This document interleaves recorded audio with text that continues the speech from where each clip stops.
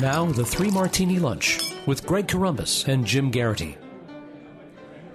And welcome, everyone, to the Friday edition of the Three Martini Lunch, along with Jim Geraghty of National Review. I'm Greg Corombos of Radio America. Another special edition of the podcast today. Not good, bad, and crazy martinis. We trust you had a wonderful Thanksgiving with family and friends and enjoyed that time greatly. It is now time, of course, for Black Friday, Small Business Saturday, Cyber Monday. Basically, the retailers got you no matter what day of the week it is these days. So we figure we might as well have some fun with that and figure out 3 different political gifts each that we think are deserving this holiday season. So, Jim, where do you start your list?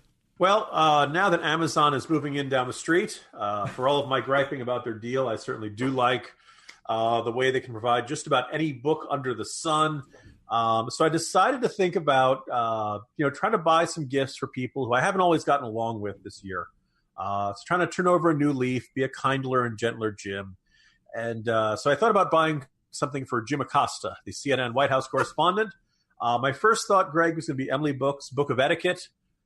Figure maybe he could use a little refresher on manners and not interrupting people and shouting and all the other kind of stuff. But I suddenly realized, it'd be a really great gift for Jim Acosta, Greg. Yeah. Is Sam Donaldson's autobiography, Hold On, Mr. President. Because I look back and it's kind of fat. We all thought Sam Donaldson was a giant pain in the tuchus back in the 1980s, all the times he would go back and forth with Ronald Reagan in his press conferences. But the interesting thing is I don't remember it ever getting unbelievably nasty or hostile between Donaldson and Reagan. I think they actually kind of enjoyed sparring with each other. And I think that even though Sam Donaldson could sure as heck challenge Reagan on his, statements and whether it was accurate and, challenge the assertions that were being put forth by President Reagan, I don't recall him ever really doing it in a terribly nasty or negative way. I kind of felt like there was a certain each side respected the other person's role, and I felt like that was a good way of doing it. And Sam Donaldson demonstrated that you could really ask tough questions of a president, but never really cross the line and really make yourself that much of the showcase or be seen as showboating or narcissist or anything like that. Now, having said that, Greg, I remember hearing the stories that, occasionally Marine Force One would wait until Sam Donaldson was doing his live shot on the White House lawn just to get as much possible wind as possible blowing at Sam Donaldson during his live shots. Of course, Ronald Reagan loved doing his kind of impromptu press conferences or asking questions on his way to Marine Force One, so that when Sam Donaldson asked him a question he didn't want to answer, he could only just say, "Wait, what? I'm sorry, I can't hear you over the helicopter," and then proceed on into Marine Force One. But anyway, just kind of a good example of, maybe I'm romanticizing the past, Greg, but I do feel like there are better examples of the White House press corps and president figuring out how to work with each other so that everybody can get done what they need to get done. So hopefully that one will be in the shopping cart and on its way to Jim Acosta pretty soon. Fantastic. Should be there well before Christmas with the regular shipping there. All right, on to my first gift now. And, Jim, I'm going to break a little bit of news here. We haven't advertised for this upcoming sponsor yet, but it should be starting soon. It's kind of a choose-your-own-beer type sponsor known as Hopsy. And I'm giving it to Supreme Court Justice Brett Kavanaugh because, as we know, he likes beer. He's always liked beer. At certain times, he drank way too much beer, and that came back to haunt him a little bit later on in his life, obviously. But Hopsy, it's a good service. Jim's the one trying it out for us, so he'll have all the details coming up here in the next few weeks. But, it's good. Trust me. Sneak preview. It's good. Spoiler alert. It's awesome.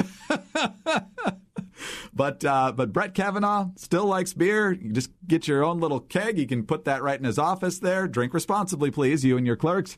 Let's just hope that they don't have so much that we can't comprehend any of his opinions. Greg, I was just going to say it's a terrific choice, and obviously I have great faith in Justice Kavanaugh, but I think it is good worth putting in the public service announcement. Friends, don't let friends drink and adjudicate. That's right. And if Brett Kavanaugh ever gets it, he might give a testimonial, and I'm guessing he would say it's fantastic. All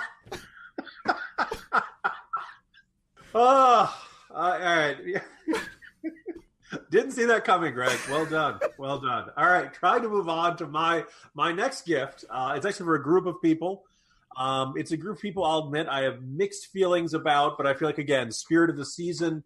I'm getting gifts for all of the House Democrats who said they wouldn't support Nancy Pelosi on the campaign trail.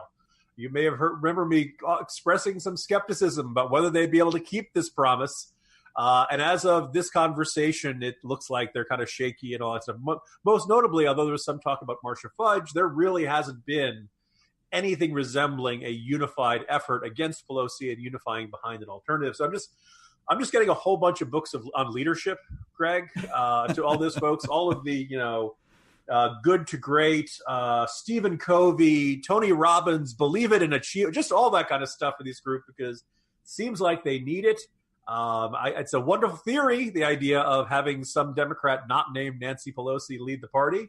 They certainly sound like they want it, but they don't know how to get it. So I might get them the full 14 CD set and, little mantras they can say to themselves, I can do it. And perhaps they can actually pull this off in the coming weeks. It's not looking very good. And it sounds like they just need a little bit of a pep talk and a little bit of, more positive thinking, because it sounds like a wonderful idea. But as of this, this conversation, Greg, it looks like those House Democrats who said they were going to oppose Pelosi just had no idea how they're going to do it. And I just hate to see them turn out like Kirsten Sinema, the Arizona senator who said she totally would never vote for Chuck Schumer to be leader of the Senate Democrats, and then she did it on her first day. Good tip. Very, very good tip. And speaking of our favorite lawmakers on the Democratic side, particularly those on the Senate Judiciary Committee, particularly those who like to claim the Constitution says things it doesn't. You were talking about this on Wednesday, grateful for how the Senate vote is structured along state lines and so forth. I'd like to give a copy of the Federalist Papers to all Democrats and really everyone in Congress and even the President of the United States. It explains really well why we have, an electoral college, because people say that's not fair. Also why there's no such thing as a nationwide Senate popular vote or nationwide House popular vote. There's a reason that things are structured the way they are. So Federalist Papers for everyone. Y'all love Hamilton. Read the actual thing that Hamilton wrote along with his buddies there, John Jay and James Madison. So I think everybody can benefit from that. It's a great choice, Greg. Kind of along the lines of my third gift. I would just point out, though, for all the fans of Hamilton, the Federalist Papers has a lot less rhyming than you'd think. By the way, I saw Hamilton a few weeks ago. It really is fantastic. It really does live up to the hype, but I didn't think that was possible. The missus and I, Greg, had to donate kidneys to afford our seats. Two balconies up from it, but it really does. So I give them credit for that. And to the degree the show is spurring kind of a revival of interest in the founding fathers. Hey, God bless Lin-Manuel Miranda and everybody else out there. Along those similar lines, I'm reaching out to Alexandria Ocasio-Cortez. We've made fun of her a lot over the course of the year. While you were out, though, Greg, I mentioned to Rich, I'm kind of enjoying, she campaigned on being a pain in the tuchus to the status quo. And so far since the election, she's proven to be a pain in the tuchus to the status quo, including to House Democratic leadership. So I kind of, good for you, Alexandria Ocasio-Cortez. But a little while ago, she talked about the 3 chambers of Congress, and maybe she was mixing that up with the 4 chambers of the heart or the secret chamber of Harry Potter. Whatever. She's obviously needs a little brush up. So I was looking on Amazon. It's fascinating, called How the U.S. Government Works. It's a paperback by Syl Sobel, and it's listed as a fine classroom supplement and a solid information source for kids writing social studies reports. This book explains the federal system as it works today. Covered here, the legislative body consisted of the House and Senate, the Senate and House of Representatives, period. There's not that third one there, Congresswoman. The executive branch, the judicial branch, extending the federal courts throughout the nation. Young readers, and Alexandria Ocasio-Cortez surely is a young reader, learn how elected officials are elected or appointed and how government agencies work for the people's benefit.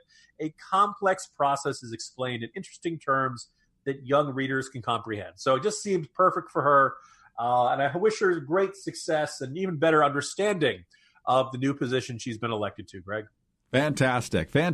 We're trying to educate people and make them better lawmakers and better leaders. So, Jim, I'm going to cave here and join your Amazon parade and find a book for someone who needs this topic desperately. We've tried different gifts for him over the last couple of years, and none of them seem to work. So I'm hoping he'll actually read this. I have my doubts, but for President Trump, how Hashtag do not disturb, how I ghosted my cell phone to take my life back by Jedidiah Bila, now once again of Fox News. She used to be on The View for a while. And basically the book is about, how social media and texting and so forth basically consume people, make them addicted to their devices, and it robs them from actually living their life and gets them all worked up over things that they don't need to get worked up about. And Jim, you mentioned a couple of weeks ago that Donald Trump could have a great policy win, and then nobody talks about it because 10 minutes later he tweets out Elizabeth Warren is a werewolf, whatever horseface Stormy Daniels. He doesn't help himself a lot of the time. Going through Jedidiah's book might just help him stay on topic and focus more on policy, because when he does that, things tend to work out a little better. That's a terrific idea, Greg. And for people who feel like, oh my God, screens are having this terrible effect on us. They're shortening our attention span. They're making us angry and upset all the time. We're losing control over our tempers. In addition to being a fantastic book, by the way, Jebediah's book about the danger of screens and electronics and all the time on computers is available in ebook and for Kindle and for e-reader and even download on your phone. So it's the very best thing you can watch on a screen, telling you to stop watching things on a screen. Outstanding. Well, I know all of these political figures will be honored by the gifts. I had a couple of honorable mentions here. I almost got orange jumpsuits for the fake Kavanaugh accusers, but I hear those are provided by the government. I don't need to buy those for people. So, Jim, can't wait till we get even deeper into award season around the Christmas time. Looking forward to it, Greg. But in the meantime, have a great weekend, everyone. We'll be back on Monday for our next regular edition of the 3 Martini Lunch.